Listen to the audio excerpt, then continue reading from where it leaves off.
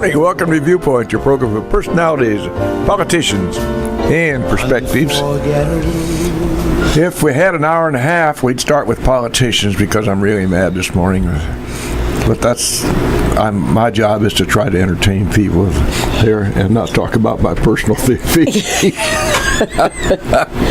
Are you? Welcome back, Mr. Can I Busby. just ask one question? Well, you may, but Are you angry on a statewide basis or a federal basis? I'm just mad. All of the above? At them all. I tell you, I've Okay. never seen such divisiveness in this country. It's just, I don't care what side you're on. It's just ridiculous. Absolutely. Yeah. So we have a great guest this morning. We've Yes, we spent some have. time with him this morning. Yes, we have. Sir, we always try to start Viewpoint with a kudo or two. And I suspect, Judith K., that it might be really appropriate this morning to use the word volunteer for our kudos. Yes. We have representing this morning all the volunteers that do so much good here in the community. And one of them has been kind enough to come up here and visit with us today and talk about his volunteer activities. But he represents a lot of people in this community. Mm-hmm. So I think it'd be appropriate to just put out a kudo to all the volunteers. And by the way, since I've moved into new quarters, as I say, the home, which upsets my wife seriously. As most of our friends know, we're out to the Christian Village now, and I love it very much. We have a lot of volunteers out there. One of whom helps the folks in entertainment. They come up with all sorts of things to do. And I went down to the library the other day and brought home a movie, an old classic. Oh. Gene Kelly and Donald O'Connor and Debbie Reynolds, Singing in the Rain. One of the all-time great classics. That's when Hollywood had some people with real talent, not a bunch of jackasses out there who were self-centered. But they had real talent. So, note to self, throw in Hollywood with politicians. Yes. Oh, absolutely. Yeah, they're a bunch of dingbats. Anyway, before I took it back to the library, I happened to mention to Janine Ray, one of our nice volunteers out there. Well, she's on the staff, but she volunteers a lot of extra duty. Anyway, so she played that movie for some of the folks over at the congregate, and so I got to thinking, the movies I get over there, I'll just, before I take them back, I'll take them over to the congregate and folks can enjoy. For instance, my newest movie now is The Cane Mutiny. Oh. I'm going to work that. That was a great one. Well, hey, they've got the classics, haven't they? By the way, speaking of classics, Presbyterian Church put on classic barbecue for years. You want to talk about that? They're going to do it again. Yes. Well, we want to talk about that for just a minute. We're going to have somebody next week to talk about that. Yes, and it'll be on the 19th. And the Courier had a nice picture of our church and the fact that we were having the barbecue. I really like being a Presbyterian because, Alan, now this is for you, because I know how involved you are in the whole community.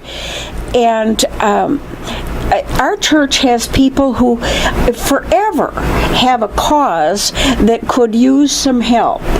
And I know this summer we're manning the feeding stations, for instance, at the junior high and one of the other schools. Is it Northwest? At any rate, and feeding the kids who get the meals during the school year. And there's just always something in a community our size, and it's more in your face. You know that it's there and needs to be done. And our church is pretty good at stepping up to the plate. And yours is too, Alan, and yours is too. Well, listen, we're talking around here. We haven't introduced our guest. Tell them who Alan is. I already know him. Both of our listeners out there, they might have who's Alan? Who's Alan? So. Alan is my friend. And I met Alan when I was working at the hospital for all those years. I knew his wife because she worked there longer than I did. And Barb Kline is in, can we say management there at the hospital? She's retired from management. Yeah. Yes. And so now they're retired, and Alan is an ace volunteer there, among other places. Alan Kline came here. You know, you and I came here from about the same time, except... He's not that old. Oh, he just doesn't look as old as I do. Alan was a farm boy, so you didn't change much. Now you're in the farms all around you. I came to the cornfields of central Illinois from the cornfields of somewhat northern Illinois.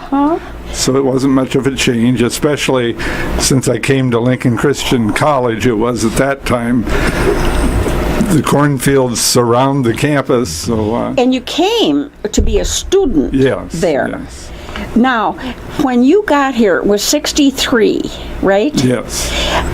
You know, where was... God, I was only 30 years old. Just a babe in arms. Where was the campus at that time? It was out on Route 10. Same difference. Yes. Just didn't have as many buildings as it does now. It's grown. But it had moved a few years earlier from downtown. Yeah, I think of that. You know, I go back to when it started right there on Logan Street. There at the old, of course, at that time it was called Lincoln Bible Institute. And Earl Hargrove had this concept, this idea, and God love him, look what it developed into. Remember, his motto was, "The preachers are coming." Right. Right. And I had the privilege of working under every president the school has had. Did you? Yeah. That's kind of a long line of lineage there. Yeah. No, that's 42 years. So that, You stayed there and got all your degrees. yes, got my bachelor's degree, master's degree, did some graduate work at the University of Illinois. And then stayed there as an employee. Yes, came back to teach English for Pardon? I came back to teach English for 9 years and finally got really tired of grading student essays and had the opportunity to be the assistant to the academic dean, and then ultimately became registrar, and that's where I spent most of my time. I was registrar for 28 years. So you really perk up when you hear Lincoln Christian University, don't you? Very much so. Very much so. And now that you're retired, you're not retired at all. Hardly. No. You walk in the hospital about any given day or a given hour, and there's, my goodness, there's Alan Kline. Well, if I'm not there for cardiac rehab on Monday, Wednesday, Friday, I'm there volunteering on Tuesday and Thursday, so I'm there every day of the work week. Bless your heart. And the hearts of all people who volunteer. You know, I think volunteering is more popular in a smaller town because you know what's going on. You know, my mom, we were in Minneapolis, and my mom volunteered at their hospital because my dad was on the board.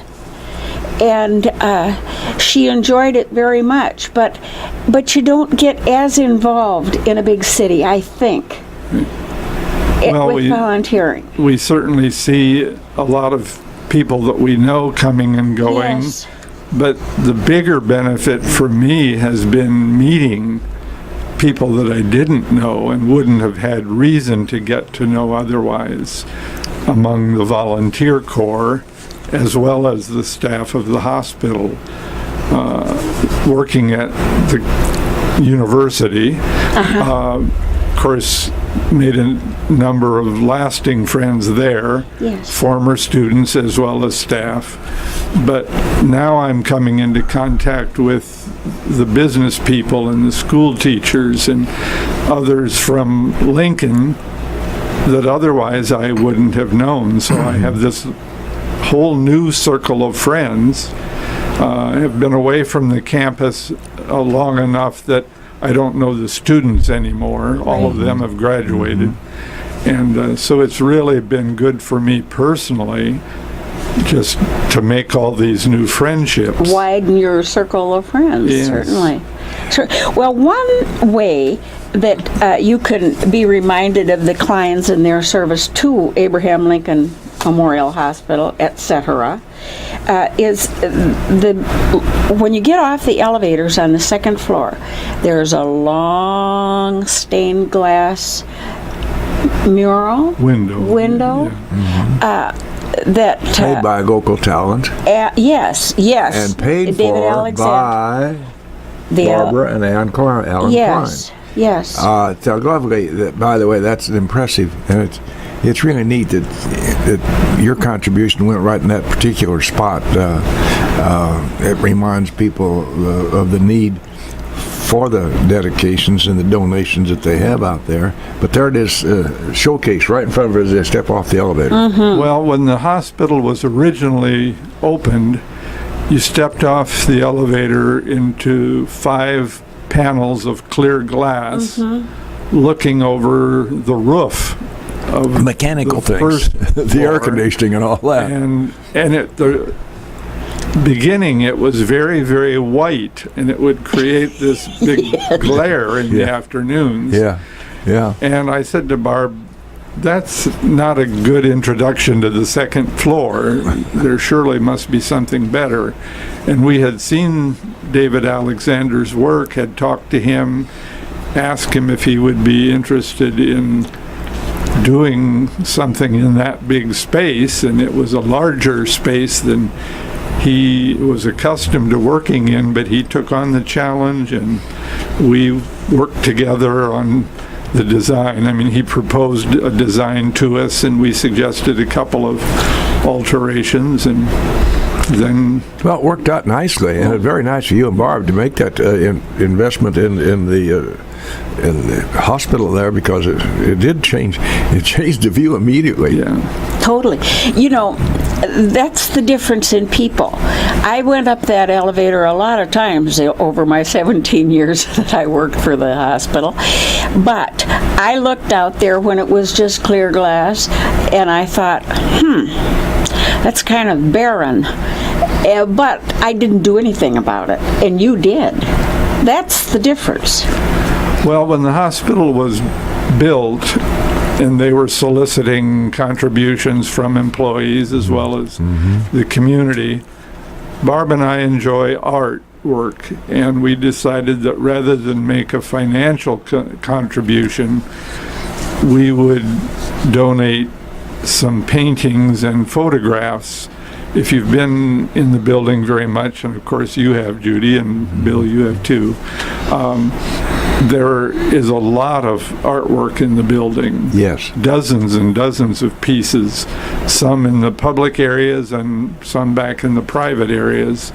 And we enjoyed selecting some of the photographs and then working with a couple of the artists to create some historical works that are hanging in the hallway on the way down to the cafeteria. And goodness knows we've got history here, haven't we? Yes, he came from Louisiana, Missouri, and traveled around the county taking photographs of various spots and then worked them into kind of collages, in effect, because there are actually, in most of them, 3 or 4 different buildings from around the county worked into one larger piece.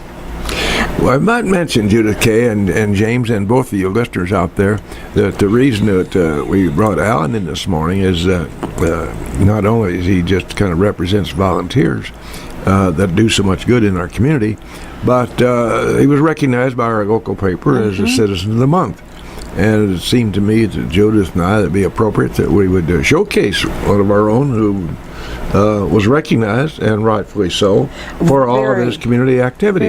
Very. And I noted in the write-up that you and Barb both play organ. That's interesting, that you both do little keyboard work. Yes. We took organ lessons together when we were in high school. Is that a fact? We grew up together. I've never not known Barb. And that's a double negative coming from an English teacher, but Nonetheless, it explains the situation. Yeah, we won't get too technical on the English when side we of it. were in high school, our piano teacher offered organ lessons in the summer, and so we went together to the little town south of us, Minunk, Illinois, and took lessons. And then at various times through the years, we would play together at church. I would be on the piano and she on the organ, or vice versa. More often, I was on the piano. And she kept her organ playing up and has played for a lot of funerals and things, and weddings and so So I forth. reckon that he saw a good chance there to stay close to Barbash by doing all that extra musical practice. Yes. He was no fool. It wasn't exactly a date, but it was close. Real cool. We often stopped at the root beer stand after. No, Well, now no, you've been active in community concerts too. Yes, very much so.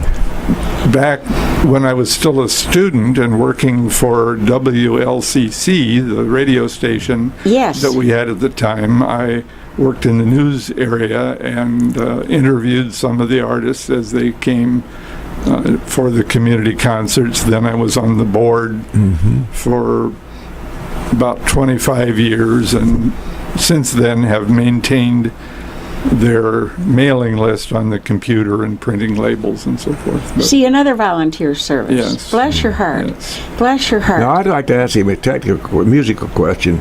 Are you up to Linda Chambers style Oh, yet? no. Linda Chambers is out of my league entirely. I was assumed that was the Yes. case, but because she's about out of anybody's league, she's so good. Yeah, we miss her. That explains to me why you didn't get all red in the face and start shaking when I asked you if you'd come out and visit with us about volunteering. Is you've done it a lot. You've know, been on I- the radio a lot, and you know that these things don't bite.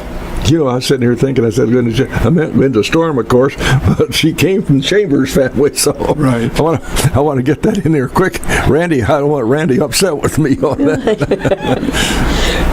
You go ahead with your background there, Alan, as to how you got.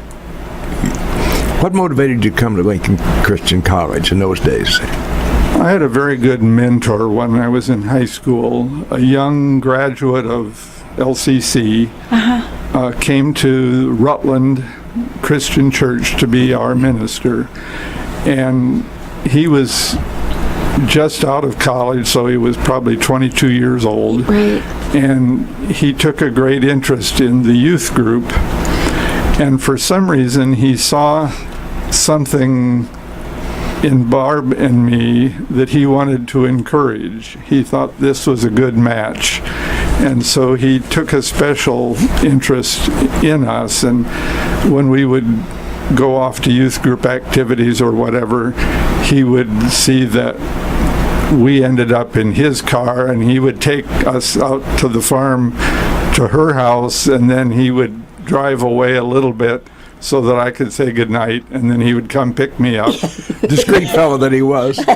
take me to my house, and we'd sit in the car and talk for a while.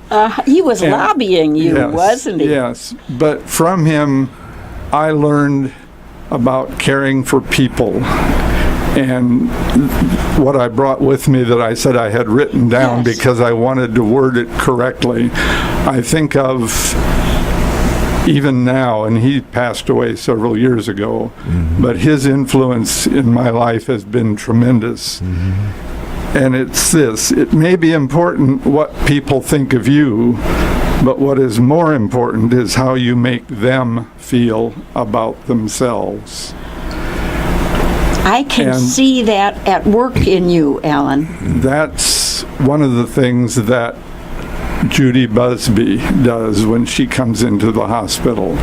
She lightens the room when she walks in the door. And, Bless your heart. and I've always tried to be a grateful person and to express that to people.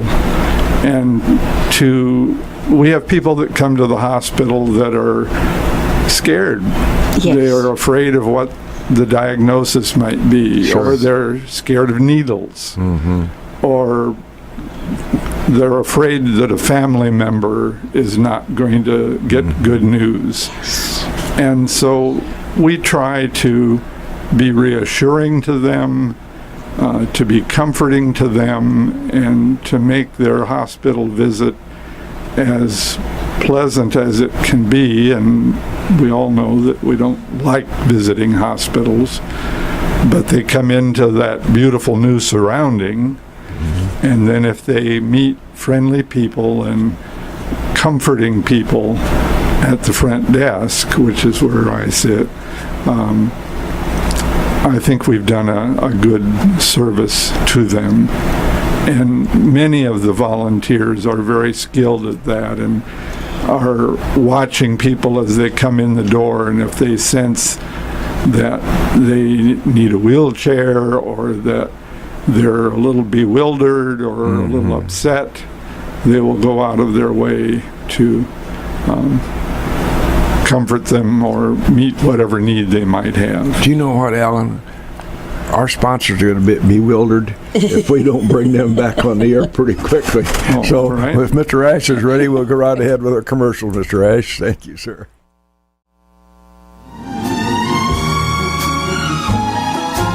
And having paid obeisance to our wonderful sponsor, we're right back here in the studios live, WLCN 96.3. Our guest this morning on Viewpoint is Mr. Alan Kline, who represents, in a wonderful way, all of the folks who do such good work and give their own time to volunteering. I would say that you could say that Mr. Kline is a volunteer par excellence. Yes. Oh, my, yes. You know, I was really lucky when I worked at the hospital because I worked in what they called volunteer and special services. I really don't know what the special services were, but I hope we did them well. But the volunteering, I did know about that.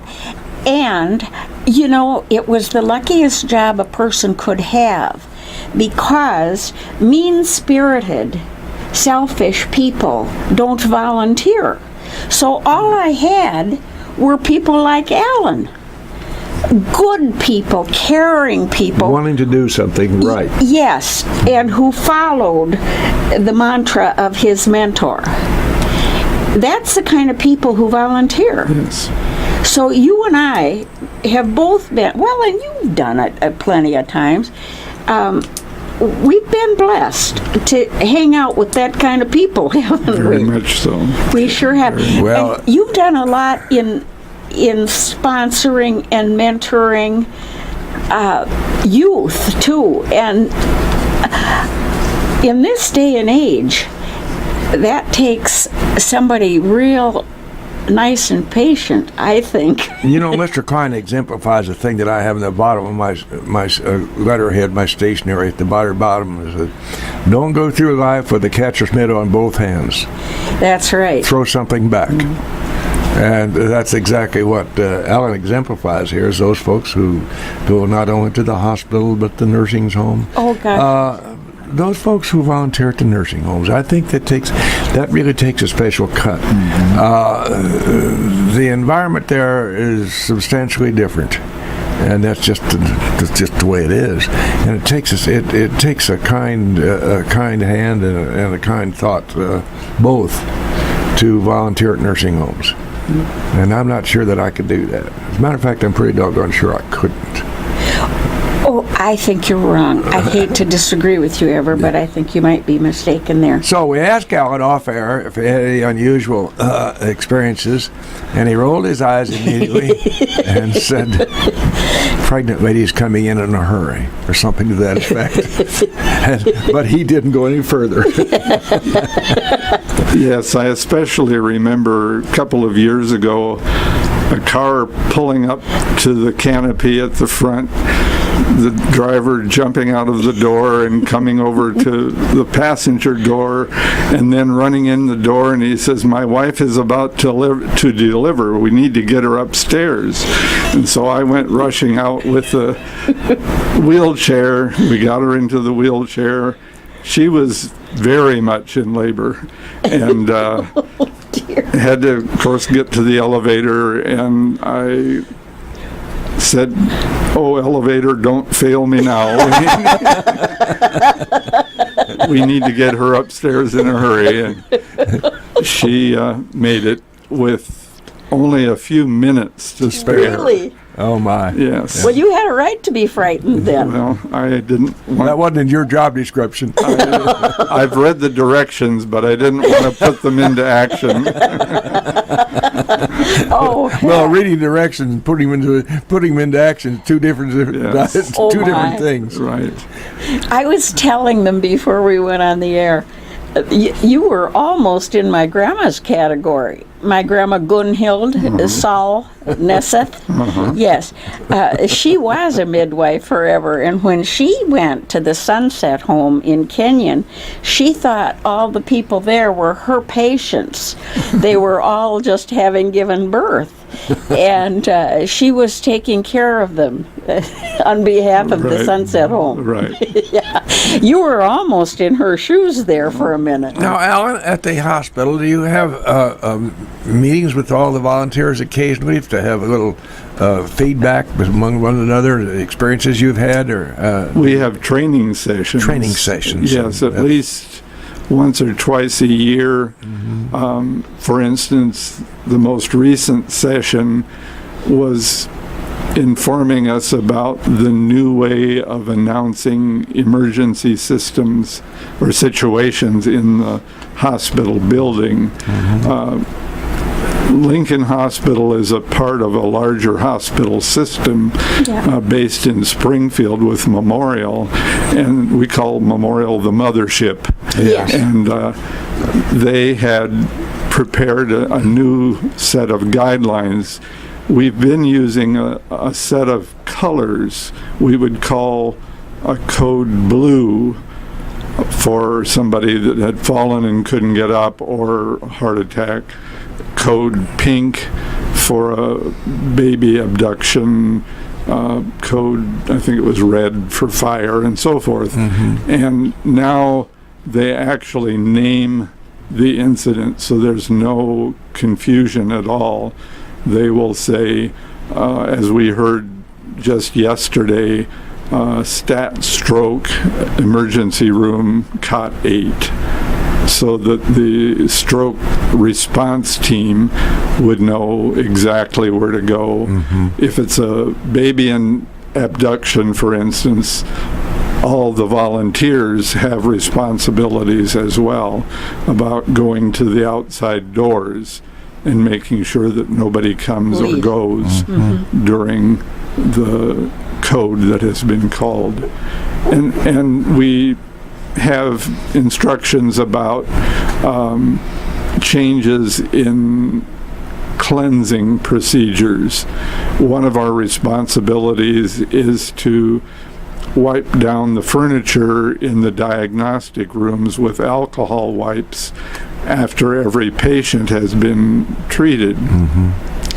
And because of changes in perhaps hospital regulations or perhaps in the source of the wipes, we had to change the number of wipes that we used in each room to make sure we weren't transferring germs from, for instance, the door handle to the draw chair, what they call the draw chair, where they draw blood. So we have those training sessions once or twice a year to update us on procedures. And you have a new job since I was there in rehab with changing the cots that people use while they're being helped. Yes, there are, I think, 11 different beds or cots in the rehab area, some of them in private rooms, 3 of them just out in the general workout area. And after every patient, a volunteer changes the linens on that bed and then restocks the supply cabinet. There are cabinets in each room with linens, as well as a larger cabinet out in the main room. And then we also put the dirty linens in big blue plastic bags. When they're full enough, then we tie them up and put them in a basket to be taken off to the backside of the building. Dare I say you're not bored while you're there, are you, Alan? Not very often. There are some slow times. Well, it's a heck of a lot more involved than just wheeling a wheelchair and a patient from the door to wherever they're going. It's pretty involved. I mean, you're involved actually in actual patient care. Right.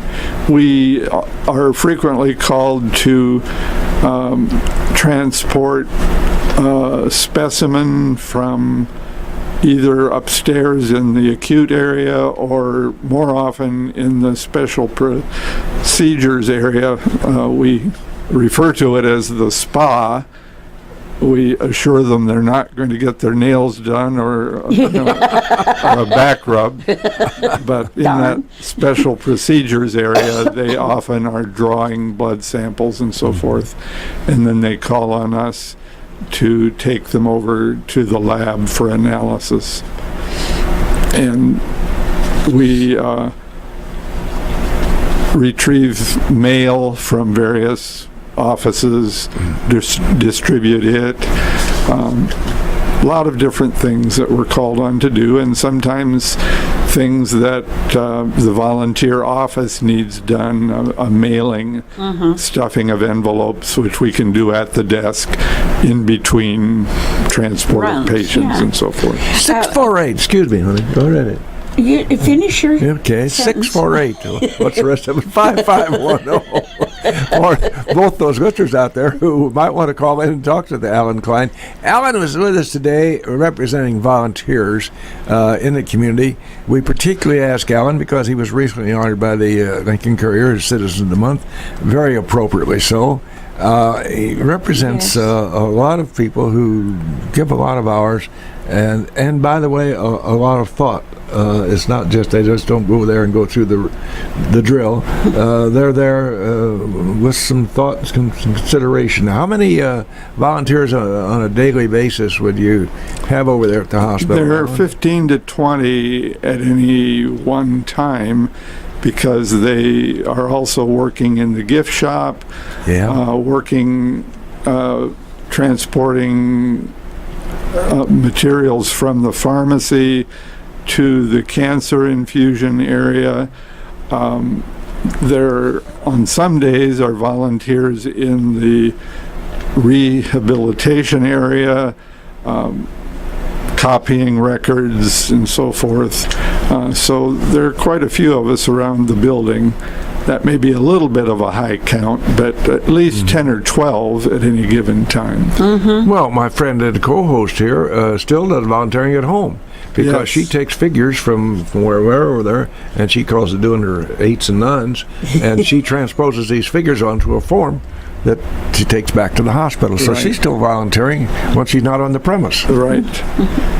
I bet it gives you a whole new appreciation for hygiene working there. Oh, yes. Because, you know, as somebody in the world who's in a hospital, whether they're an employee or a volunteer or a visitor, could, in fact, if you weren't cognizant at all times of hygiene, start a darn plague. Yes, we're instructed to sterilize our hands as we come and go from any patient room on the acute floor, and we wear latex gloves when we work in the diagnostic or the spa area. So we wash our hands thoroughly. There are even instructions in the bathrooms about how to properly wash your hands. And I've been very fortunate. I've been around some really sick people, even wheeling them around in a wheelchair. Right. But I've never caught anything that I know of in the 6+ Now, that's an interesting thing. years. You see, he just mentioned a quote, hazard, for want of a better word, that nobody thinks of in the terms of anybody volunteering in the hospital. Exposure to something that might be very, very painful. Yeah, because Or- people don't check into the hospital for a vacation. Right. And there are times when we have to suggest to a patient that they put on a mask because they're coughing so much. Mm-hmm. And then there are others who come in and immediately ask for a mask because they don't want to be exposed to anything. To be coughed on. Some of them have weakened immune systems and so forth. So, yeah, sanitation is a prime responsibility of ours, and it's stressed constantly. Let's go to a different area of your work. You were very active in when you were at Lincoln Christian University in being with the kids, the students there, and even took them on some trips. One place you went is a place my daughter went a lot, to Puerto Rico. Yes. I sponsored a team of usually 9 or 10 students. We would travel throughout the year. They were usually singing, students who had singing ability, and we would do musical programs in churches on weekends. The kids would teach Sunday school classes. One of the young men would preach occasionally.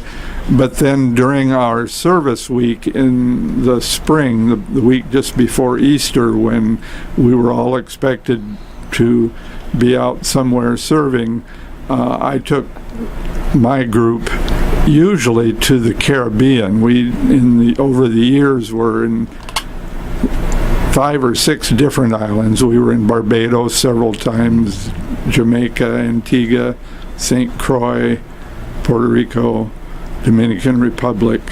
So it really opened the eyes of the students, particularly in the Dominican Republic. It shares the island of Hispaniola with Haiti. Conditions are not much different in Dominican Republic from the very poor conditions in Haiti. And for the students to see and experience that, and yet share with the people and see the happiness in the lives of the people despite those conditions, was really made them appreciate very much what we have here when they came home. Some of them said when they came home they felt guilty with such comfortable surroundings and with air conditioning and with windows that we could close and keep out the insects and so forth. So yes, that was a very satisfying number of years. Being a missionary is a very altruistic thing. And unfortunately, in today's times, it's more than altruistic, a whole bunch. It's dangerous in some areas. Oh, yes. And that makes it even more altruistic for those people who go into areas of danger. Yes. And unfortunately, in this crazy world today, that can about be anywhere. Before we run out of time again, I'd like to ask you, please, to explain a little bit. It's so Alan Kline.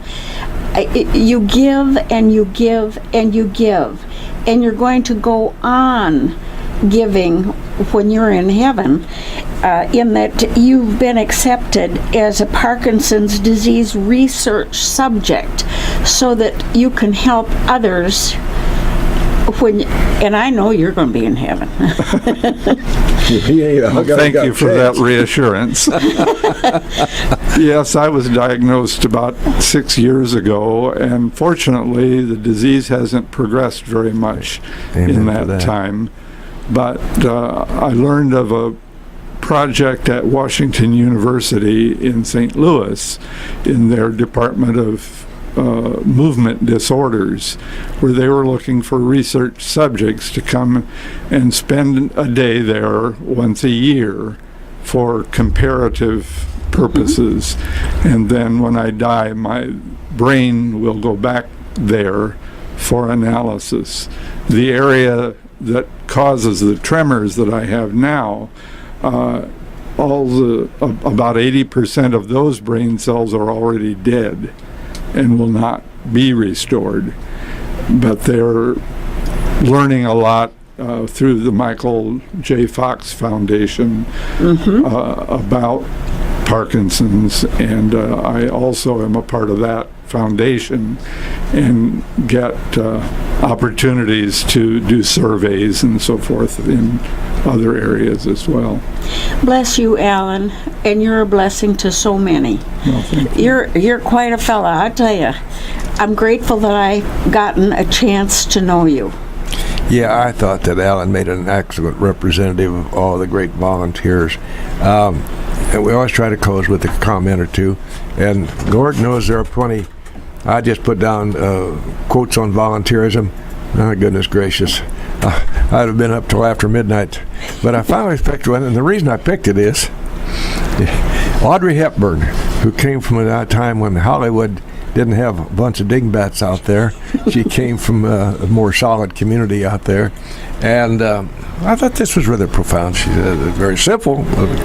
As you grow older, you'll discover that you have two hands. One for helping yourself, the other, obviously, for helping others. Alan Kline exemplifies that in a huge way, and we appreciate your being with us this morning, sir. I'm honored that you asked me, and I appreciate it very much. Thank you.